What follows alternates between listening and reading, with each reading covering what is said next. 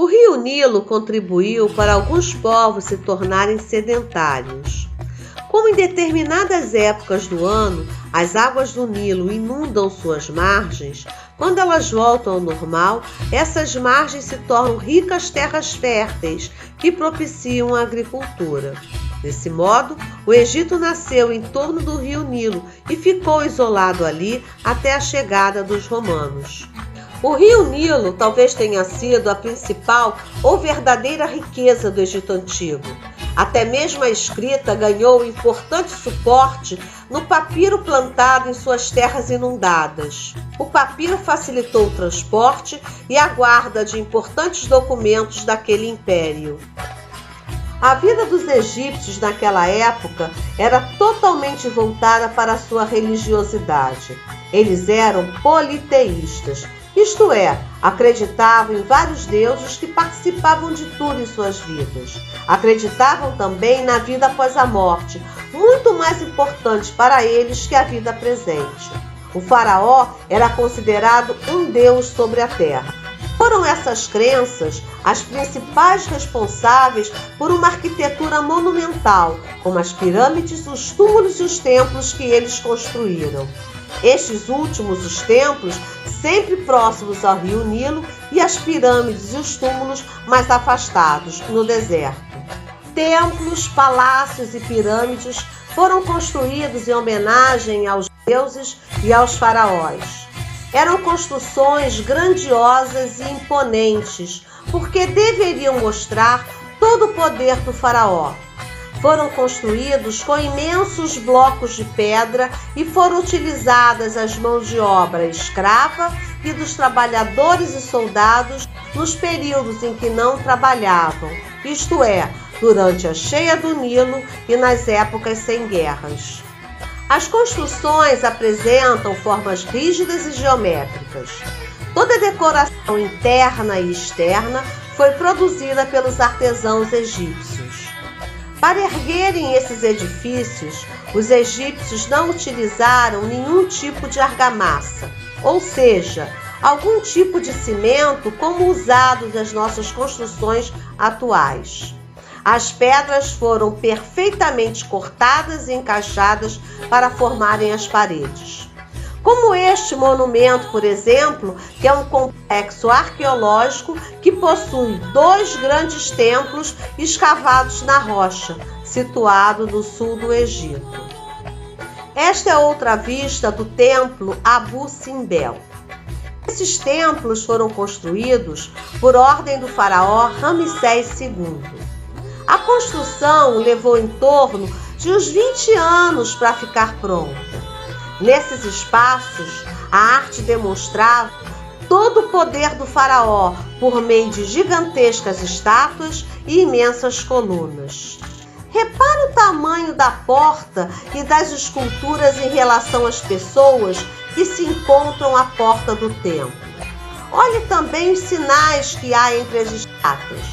Você sabe que símbolos são esses? Assim como as pirâmides, a esfinge também simbolizava uma demonstração extrema do poder. As esfinges eram consideradas guardiãs dos templos. A maior e mais famosa é a esfinge do Planalto de Gizé. Acredita-se que essa esfinge carrega o rosto do faraó Quefren.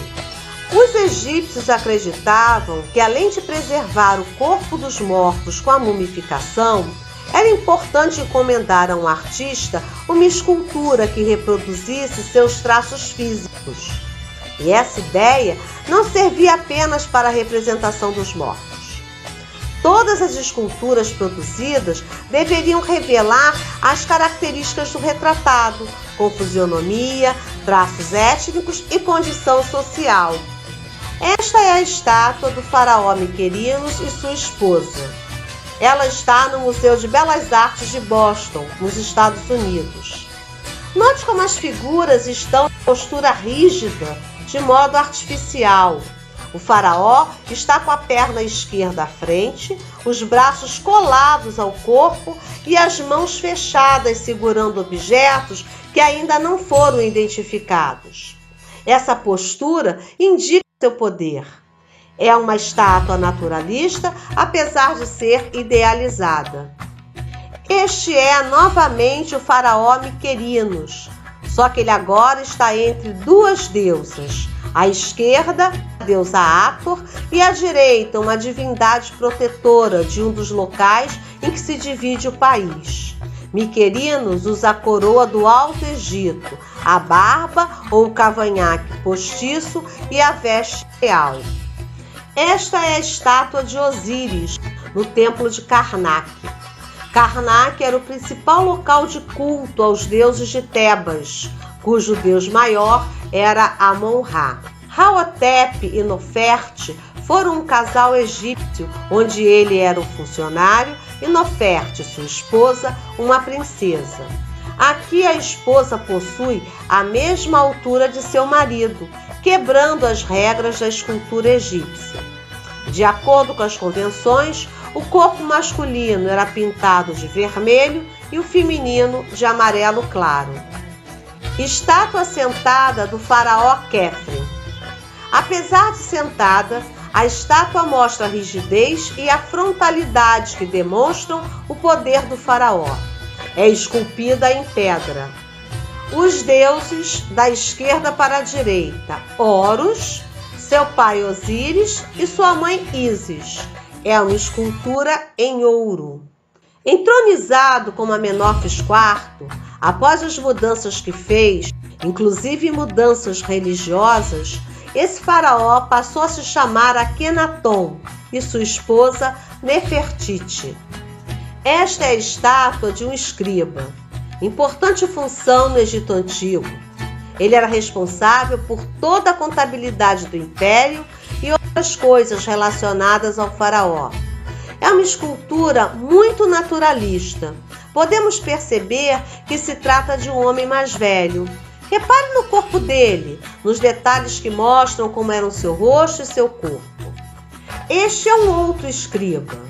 Você consegue perceber que este é mais novo que o anterior? Repare no rosto. Repare no corpo deste escriba. Este é o busto de Nefertiti, a esposa de Akenaton. É uma escultura muito naturalista também. Apesar de a pintura de um dos olhos ter saído com o tempo, ainda podemos reparar na elegância do rosto e na postura dessa rainha. Agora vamos falar um pouco sobre a pintura no Egito Antigo. A pintura é estilizada, por isso representa simbolicamente as figuras, isto é, a nobreza é representada de acordo com sua importância na sociedade. Trabalhadores aparecem aqui. À direita aparece parte de uma figura feminina que tem tamanho maior que as demais. Portanto, essa mulher tem importância maior que os trabalhadores. Observe os símbolos pintados na parede atrás das pessoas. Você reconhece esses símbolos? As pinturas são narrativas, isto é, elas contam uma história, elas falam sobre o cotidiano da nobreza, contam sobre os feitos importantes do faraó em sua vida, que demonstram sua força, seu poder e domínio sobre seu império. A pintura obedecia duas regras bem rígidas, isto é, os artistas tinham que fazer suas pinturas dentro de duas regras, a lei da frontalidade e a lei do peso da alma. Você deve ter percebido nas pinturas anteriores que os corpos das figuras representadas não parecem naturais. Há uma espécie de contorcionismo, podemos falar assim? Nesta pintura, onde trabalhadores colhem a uva que irá se transformar em vinho, ao ser pisada pelos dois homens que estão à direita sobre um tanque branco, podemos ver que, apesar de seus braços estarem em movimento, seus troncos permanecem virados para a frente. A exceção está no homem abaixado que coleta o suco de uva pisada. Como ele se abaixou, ficou inviável mostrar seu tronco de frente. Observe as próximas pinturas. Tronco e olho voltados para a frente e cabeça e pés de perfil, isto é, de lado. Na lei do peso da alma, as figuras na pintura obedecem à hierarquia da sociedade egípcia daquela época. Você sabe o que é hierarquia? Que tal pesquisar o significado se você ainda não sabe? Você saberia dizer quem é o faraó nesta pintura? E nesta? Muito fácil, não? Aqui nem se fala. Nesta pintura, vemos o faraó e sua família. Você descobriu quem é o faraó, não é mesmo? Como as pirâmides guardavam os túmulos dos faraós e de suas famílias, e como acreditavam que eles voltariam um dia, junto aos túmulos eram depositados os tesouros, objetos importantes, alimentos e bebidas.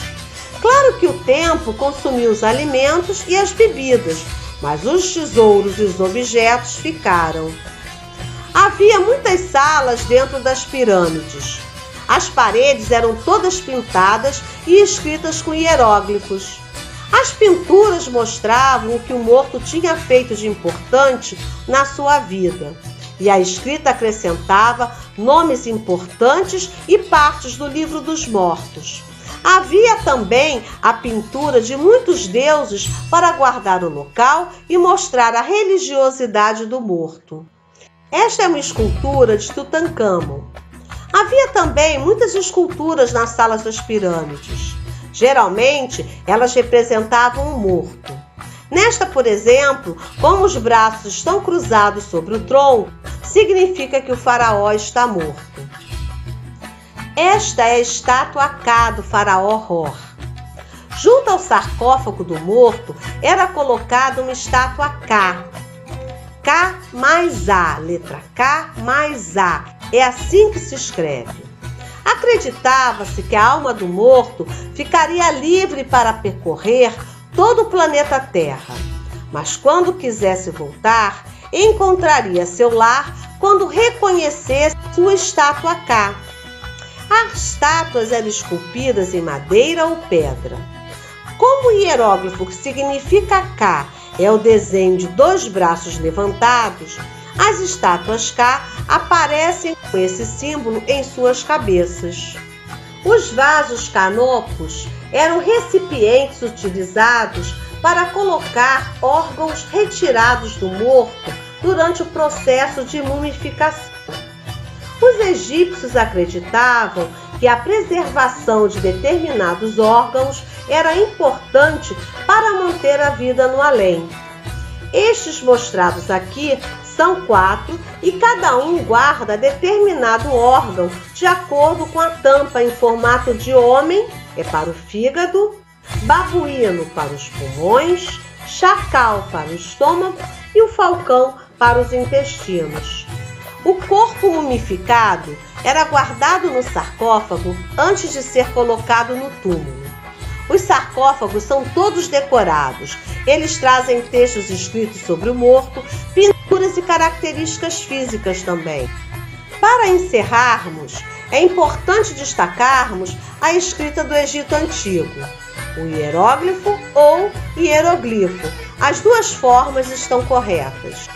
Era uma escrita sagrada porque era voltada ao faraó. Apenas pessoas com poder sobre a população sabiam escrever. Eram os sacerdotes, membros da nobreza e os escribas. Somente esses tinham o conhecimento da leitura e da escrita. Encontramos essa escrita em vários suportes, isto é, sobre a madeira, a pedra e sobre o papiro. Agora, volte o vídeo e reveja as imagens. Tente perceber tudo aquilo que nós vimos aqui sobre regras, estilização, naturalismo, sobre a narrativa da pintura, enfim, um pouquinho da arte desse Egito Antigo.